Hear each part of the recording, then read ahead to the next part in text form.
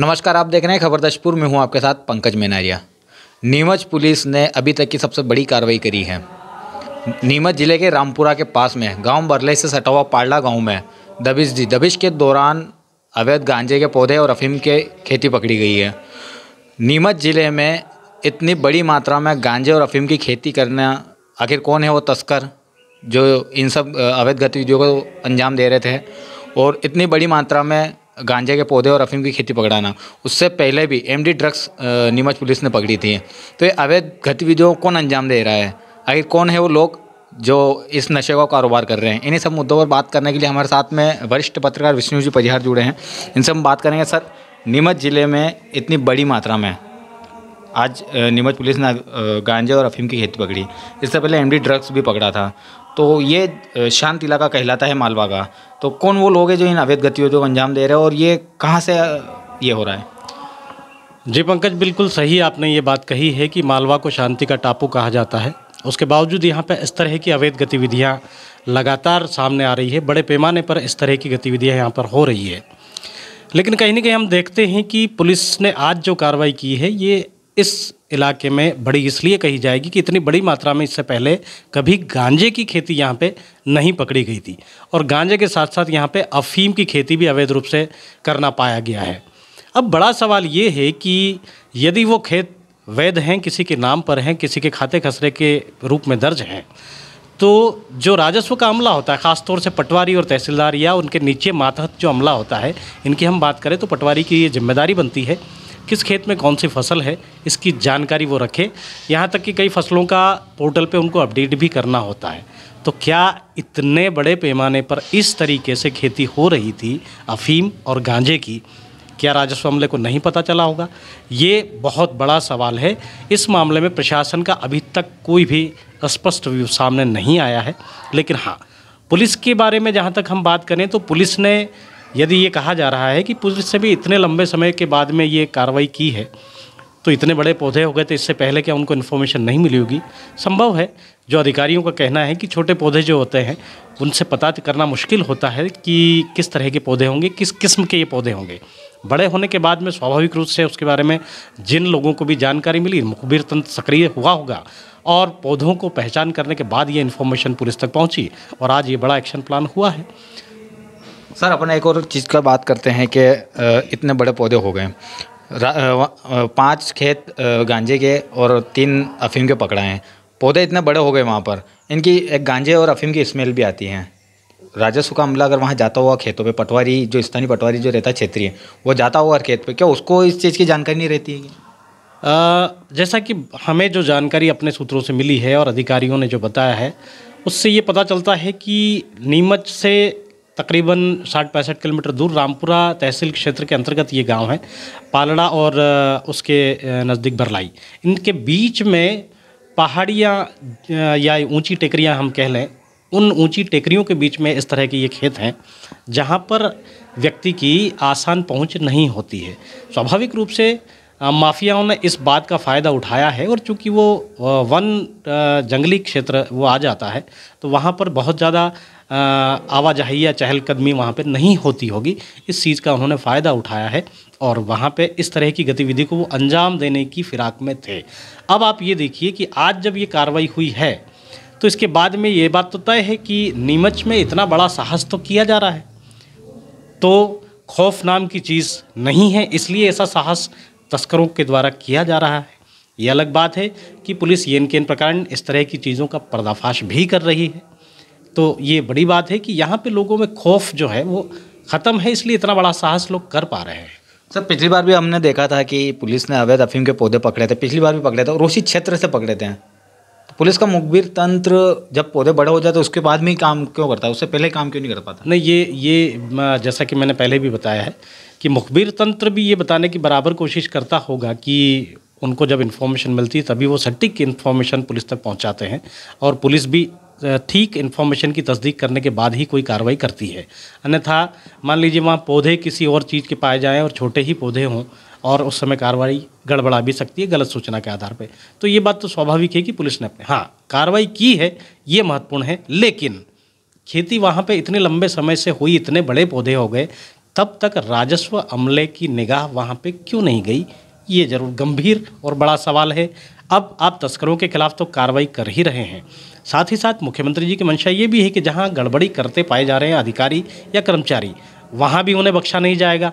तो क्या इस मामले में सरकारी तंत्र संबंधित लोगों की जिम्मेवारी तय करेगी और क्या उनके खिलाफ कार्रवाई करेगी? ये बड़ा प्रश्न है। सर, जैसा ही आपने अभी एक बहुत बड़ी बात बोली कि राजस्व अमला सक्रिय क्यों नहीं हुआ। मुख्यमंत्री के सख्त निर्देश हैं कि जो अवैध काम करता है, रिश्वत लेता है, उनके खिलाफ भी कार्रवाई की जाए। अभी अपन नीमच की बात करें तो एक किसान ने आत्महत्या कर ली थी, वहाँ भी राजस्व अमले की ही गलती की वजह से करी थी।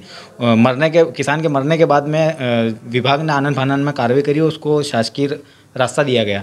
तो राजस्व विभाग क्या कुछ ये करना चाह रहा है? राजस्व विभाग पहले कार्रवाई क्यों नहीं करता इन चीज़? ये बिल्कुल सही आपका कहना है कि मुख्यमंत्री जी ने ज़रूर निर्देश दे दिए हैं कि माफिया किसी भी तरह के हों, गड़बड़ी करने वाले कोई भी हों, उनके खिलाफ सख्त एक्शन लिया जाए। लेकिन यहाँ तो प्रशासनिक तंत्र ही इस चीज़ के लिए जिम्मेदार बन रहा है। हमारे नीमच ज़िले में 3 से 4 ऐसी घटनाएं हुई है जिसके अंदर उनकी सीधे तौर पर लापरवाही सामने आई है। जैसा कि जीरन क्षेत्र के किसान का ये जो मामला हुआ था, किसान ने स्पष्ट तौर पर उसमें लिख कर के दिया, सुसाइड नोट में लिख कर के दिया, उसके अलावा अपना खुद का वीडियो बना करके उन्होंने वायरल कर दिया था। उसके बाद में उन्होंने आत्महत्या की और अपनी आत्महत्या के लिए उन्होंने पटवारी और संबंधित नायब तहसीलदार को जिम्मेदार ठहराया था, वहाँ के राजस्व अमले को जिम्मेदार ठहराया था। उसके साथ ही साथ उन लोगों को जिम्मेदार ठहराया था जो बार बार उसको खेत के रास्ते के लिए विवाद को लेकर के उसके साथ इस तरह की हरकत कर रहे थे। उसको इतना तनाव में ला दिया गया था कि वो आवेदन देते देते थक गया और आखिरकार उसको मौत के गले लगाना पड़ा। तो ये वाकई बड़ा गंभीर विषय है। हालांकि उस मामले में काफ़ी लंबी चौड़ी जांच करने के बाद में संबंधित पटवारी और राजस्व अधिकारी के खिलाफ एफआईआर दर्ज जरूर हुई है, लेकिन आमतौर पर ऐसा देखने में आता नहीं है। इससे पहले भी जीरन क्षेत्र में ही एक पूरे परिवार ने आत्महत्या की थी, जिसके अंदर भी दोषी ठहराए गए थे लोगों को, लेकिन उसके बावजूद भी वहाँ पे भी इस तरह की कार्रवाई हमको देखने को नहीं मिली थी। तो कहीं न कहीं ये माना जाना चाहिए कि जिनकी जिम्मेदारी इन तमाम अवैध गतिविधियों को रोकने की है या लोगों को न्याय दिलाने की है, वो भी कहीं न कहीं इस मामले में लापरवाही कोताही बरत तो रहे हैं। मुख्यमंत्री जी बुलडोजर चलाने की बात करते हैं अवैध काम करने वालों के ऊपर, लेकिन यहाँ पर प्रशासन के अधिकारी हैं गलत है। क्या उनके ऊपर भी बुलडोजर चलाने जैसे कोई कार्रवाई की अपन का संभावना कर सकते हैं? हाँ, अभी तक तो ऐसा कोई उदाहरण बड़ा नीमच तो बहुत छोटी जगह है, मध्य प्रदेश में कहीं देखने में आया नहीं है कि किसी अधिकारी के खिलाफ बुलडोजर चलने जैसी कोई कार्रवाई हुई हो। लेकिन हाँ, दोष होता है, आरोप होता है, और इसमें यदि कोई वाकई जिम्मेदार पाया जाता है तो जब आप दूसरों को माफिया या गड़बड़ करने वाले का दर्जा दे करके उनके यहाँ पे बुलडोजर चला सकते हैं, तो निश्चित रूप से अधिकारी या कर्मचारी यदि इस हद तक जिम्मेदार हो जाए किसी चीज़ के लिए, तो उनके खिलाफ भी बुलडोजर चलने की कार्रवाई तो हो ही जानी चाहिए। इन्हीं नशे के कारोबार की अगर अपन बात करें तो अभी थोड़े दिनों पहले एमडी ड्रग्स इतनी बड़ी मात्रा में पकड़ा था नीमच पुलिस ने, और स्थानीय तस्कर को भी गिरफ्तार किया था। तो ये सब चीज़ें कहाँ से आ रही है और कहाँ जा रही है इस विषय?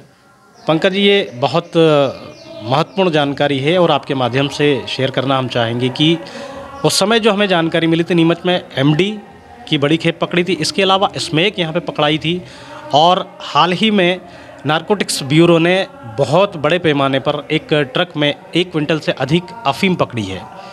पूर्वोत्तर का यहाँ से कनेक्शन मिला है। पूर्वोत्तर से यानी ख़ासतौर से आसाम और उसके आसपास के इलाकों से अफ़ीम या अफ़ीम से बनने वाले ऐसे पदार्थ जो नशे के लिए ख़ासतौर से इस्तेमाल किए जाते हैं, उनको मालवा में लाया जा रहा है। अब क्यों लाया जा रहा है, इसके पीछे वजह ये बताई जाती है कि यहाँ पे अफ़ीम जो पाई जाती है या उत्पादन होता है वो काफ़ी महंगी होती है, और वहाँ पे उस पूर्वोत्तर इलाके में जो अफ़ीम उगाई जाती है वो पूरी तरह से अवैध रूप से उगाई जाती है, यानी वहाँ पे कोई अफ़ीम का लाइसेंस नहीं दिया जाता किसी को। ऐसा भी कहा जाता है कि वहाँ पे नक्सली गतिविधियों को या माओइस्ट या इस तरह की जो राष्ट्र विरोधी तत्व हैं वो अपने कारनामों को अंजाम देने के लिए नशे की खेती करते हैं, और उससे जो उनको आमदनी होती है उससे वो हथियार या इस तरह की चीज़ें खरीदते हैं और उसके बाद में आतंकी गतिविधियों को वो अंजाम देते हैं। तो ये बहुत बड़ा सवाल है कि नेटवर्क पूर्वोत्तर से चलकर नीमच तक पहुंच गया है और पूर्वोत्तर की अवैध रूप से नशा उगाने की जो गतिविधियां हैं उसको नीमच के माफिया लोग जो हैं वो फॉलो कर रहे हैं। और आज जो कार्रवाई है ये उसी का नतीजा है कि जब वहाँ हो रही है तो यहाँ क्यों नहीं ये अवैध कर सकते हैं। इस तरह से अवैध जो खेती करने का मामला जो है आपके सामने है, देखने में आया है। अवैध कामों के ऊपर जैसा अभी बात करी थी बुलडोजर चलाने वाली बात, इतनी बड़ी मात्रा में एमडी ड्रग्स पकड़ाई थी नीमच से, अभी उस तस्कर को जेल के अलावा बुलडोजर जैसी कार्रवाई नहीं हुई। तो और आज जो अवैध अफीम की खेती और गांजे के पौधे जो पकड़ाए गए, क्या अपन यहाँ मुख्यमंत्री जी के आदेश जो है बुलडोजर के, अपन ये सोच सकते हैं कि क्या यहाँ भी वो ऐसी कार्रवाई होगी? बिल्कुल, अब सही आपका कहना है कि बुलडोज़र चलने जैसी कार्रवाइयाँ तो होनी ही चाहिए, लेकिन ये बात तय है पिछले दिनों हमने देखा था कि लगभग बीते वर्ष में हमने ऐसी कुछ कार्रवाइयाँ देखी थी जहाँ पे तस्करी के मामलों में जो लोग पकड़ा रहे थे उनके खिलाफ बुलडोज़र चलाने की कार्रवाई की जा रही थी, उनकी इमारतों को ढहाया जा रहा था। ख़ास तौर से नीमच शहर में हमने 2 कार्रवाइयाँ ऐसी देखी थी जो तस्करों के खिलाफ थी, लेकिन उसके बाद में हमने कहीं ऐसी कोई कार्रवाई ख़ासतौर से तस्करी करने वालों के खिलाफ नहीं देखी है। यहाँ तक कि पुलिस 20-20 हज़ार के इनाम घोषित कर रही है, लेकिन सफेमा या बुलडोज़र चलाने जैसी कार्रवाई वहाँ देखने में नहीं आई है। इसी तरह से कई ऐसे अपराधी हैं जो तस्करी के मामले में लंबे समय से फरार हैं, भले ही उनकी गतिविधियाँ यहीं देखी जाती है, उनकी संदिग्ध स्थितियाँ इधर पाई जाती है, उसके बावजूद भी वहाँ कोई कार्रवाई पुलिस इस तरह की कर नहीं रही है। तो सवाल तो बनता है, सवाल उठता है। तो क्या लगता है अपन क्यों कार्रवाई नहीं कर रही आखिर पुलिस इन चीज़ों में? इस मामले में पुलिस से वर्जन लिया जाना चाहिए, पुलिस को जवाब देना चाहिए कि क्यों अब तक इस तरह की कार्रवाई नहीं हो रही है। और यदि कोई तकनीकी त्रुटि है या तकनीकी बिंदु उनका ऐसा सामने आता है जिसमें वो ये बता सकते हैं, तो उनको बताना चाहिए कि फला वजह है जिस कारण हम इस तरह की गतिविधि अभी नहीं कर रहे हैं या इस तरह की कार्रवाई हम नहीं कर रहे हैं। लेकिन जब मुख्यमंत्री के स्पष्ट निर्देश हैं तो ऐसी कार्रवाई तो होना ही चाहिए। यह थे हमारे साथ में वरिष्ठ पत्रकार विष्णु जी परियार, जिनसे हमने जाना कि अभी खेती के ऊपर किस तरह की कार्रवाई होनी चाहिए और अभी जो अवैध गांजे और अफीम की जो खेती पकड़ी है इनके ऊपर भी कार्रवाई होनी चाहिए। लेकिन मुख्यमंत्री जी का आदेश जो बुलडोजर चलाने का है वो अभी तक नीमच जिले में कहीं देखने को नहीं मिला। खबर 10 के लिए ललित नागदा के साथ पंकज मेनारिया।